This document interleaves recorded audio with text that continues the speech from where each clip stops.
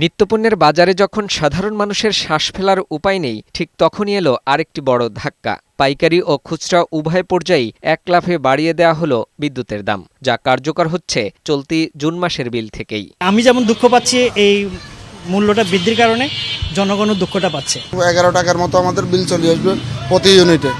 আমাদের জন্য এটা খুব কষ্টজনক। জিনিসপত্রের দাম এমনও বাড়তে অনেক বাড়তে, বুঝছেন। আমি চাই যে সরকার যেন না বাড়ায়। এখন বুধবার বিকেলে সংবাদ সম্মেলনে বিইআরসির চেয়ারম্যান জালাল আহমেদ নতুন দর ঘোষণা করেন। জানানো হয়, খুচরা বা গ্রাহক পর্যায়ে বিদ্যুতের গড়দাম ৯ টাকা ১১ পয়সা থেকে বাড়িয়ে করা হয়েছে ১০ টাকা ৬৩ পয়সা, যেখানে ইউনিটে বেড়েছে ১ টাকা ৫২ পয়সা। টাকার অঙ্কে এটি গ্রাহক পর্যায়ে এযাবৎকালের সর্বোচ্চ দাম বৃদ্ধি।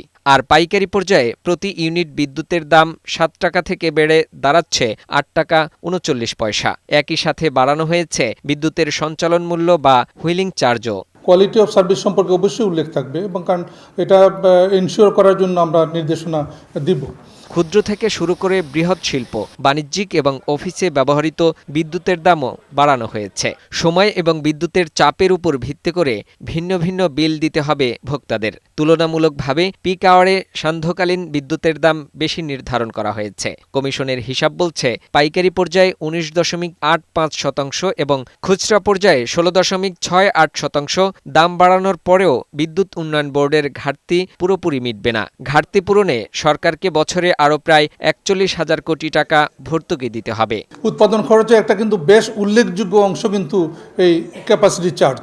সো ক্যাপাসিটি চার্জটা যদি কমিয়ে নিয়ে আসা যায়, নিঃসন্দেহে এখানে ভর্তুকির পরিমাণ কমবে। ২০২৪ সালের ফেব্রুয়ারিতে শেষবার দাম বাড়ানোর পর নতুন এই দফায় বিদ্যুৎ বিলের বাড়তি চাপ মধ্যবিত্তের পকেটে কতটা টান ধরাবে, সেটাই এখন দেখার বিষয়। ফাহিম মুনাইম, বৈশাখী সংবাদ, ঢাকা।